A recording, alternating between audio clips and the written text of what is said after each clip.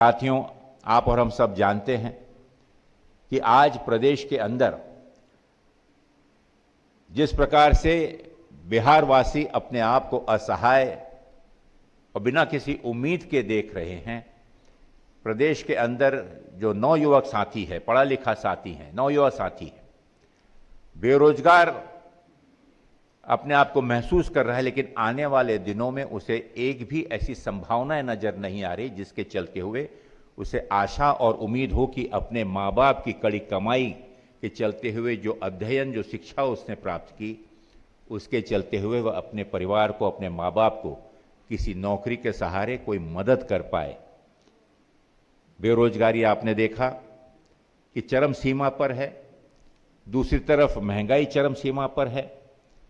रुपया जो पास में दो कमा कर लाते थे उसकी भी कीमत आधे से भी कम हो गई है।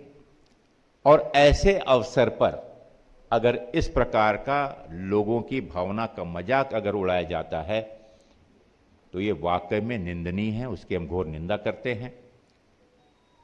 साथ ही साथ इस सरकार से ये भी मांग करते हैं कि कम से कम जो जनगणना के टाइम पे और पिछली सरकार की ही ई श्रम पोर्टल को अगर आप देखें, जिसमें बहुत ही विशेष रूप से उल्लेख किया गया है कि बिहार से जो लोग नौकरी की तलाश में पलायन किए हुए हैं, अगर आप उनकी संख्या देखें तो ये 3 करोड़ 18 लाख से भी ज्यादा की संख्या का ये संख्या उसमें दर्ज की गई है सरकार के ही ई पोर्टल में। तो आप अंदाज लगा सकते हैं कि 3 करोड़ 18 लाख लोग जब अपने प्रदेश में, अपने देश, अपने घर, अपनी भूमि, अपनी जमीन पे इस पर्व में भावनात्मक रूप से जुड़कर और जब यहां पहुंचना चाहते हैं तो कम से कम सरकार को वास्तविकता में इसकी व्यवस्था काफी पहले से और सुचारू रूप से कर सकती थी।